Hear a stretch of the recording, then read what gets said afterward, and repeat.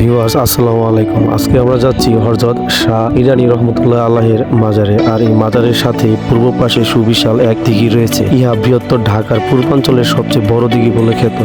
এই দিঘি রয়েছে বিভিন্ন অলৌকিক ঘটনাবলী, যেমন ইরানী রহমতুল্লাহ আলাইহি ছিলেন একজন আধ্যাত্মিক ব্যক্তিত্ব। ইহা তৎকালীন সময়ে হিন্দু সম্প্রদায়গণ জ্ঞাত ছিলেন। রামনারায়ণ নামক জমিদারের এক ছেলে ছিলেন। ছেলেটির অবস্থা মুঘল সম্রাট বাবর ও হুমায়ুনের মতোই হয়েছিল। অসুস্থ ছেলেকে সুস্থ করে দেওয়ার পর রাজা তার লোকবল দিয়ে এখানে খনন করিয়ে দিয়েছিলেন এই ঐতিহাসিক দিঘি, এবং তিনি ইসলাম ধর্ম গ্রহণ করেন ও তার একমাত্র কন্যা মহারানীকে ওনার সাথে বিয়ে দেন।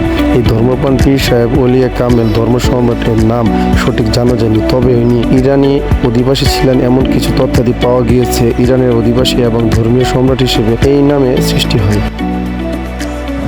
হযরত শাহ ইরানী রহমতুল্লাহ আলাইহি সম্পর্কে সঠিক তথ্য না জানা গেলেও ঐতিহাসিকদের মতে পারস্য, ইয়েমেন, ইরাক, তুর্কি প্রভৃতি দেশ থেকে বিখ্যাত উলিয়াগণ হযরত শাহজালাল রহমতুল্লাহ আলাইহি এর সঙ্গী হিসেবে ইসলাম প্রচারের উদ্দেশ্যে ভারতীয় উপমহাদেশে আগমন করেন। তৎকালীন সময়ে ইরানের রাজ পরিবারের সদস্য শাহ ইরান রহমতুল্লাহ আলাইহি একজন ধর্মপ্রচারক হিসেবে আসেন। তখন তার বয়স ছিল আনুমানিক 40 বছর। তার প্রকৃত নাম না জানার কারণে এবং ইরানের অধিবাসী হওয়ার কারণে স্থানীয় লোক তাকে শাহ ইরানী নামে ডাকতেন, এবং পরবর্তীতে তিনি এই নামেই পরিচিতি লাভ করেন।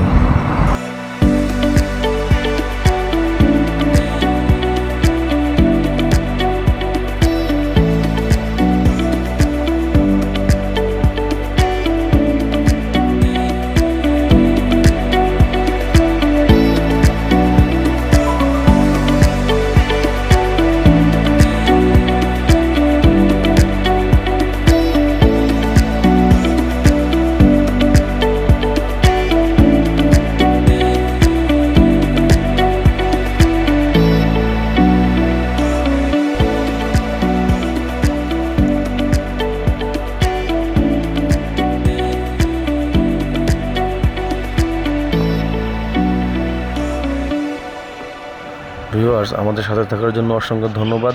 ভালো থাকবেন সবাই। আসসালামু আলাইকুম।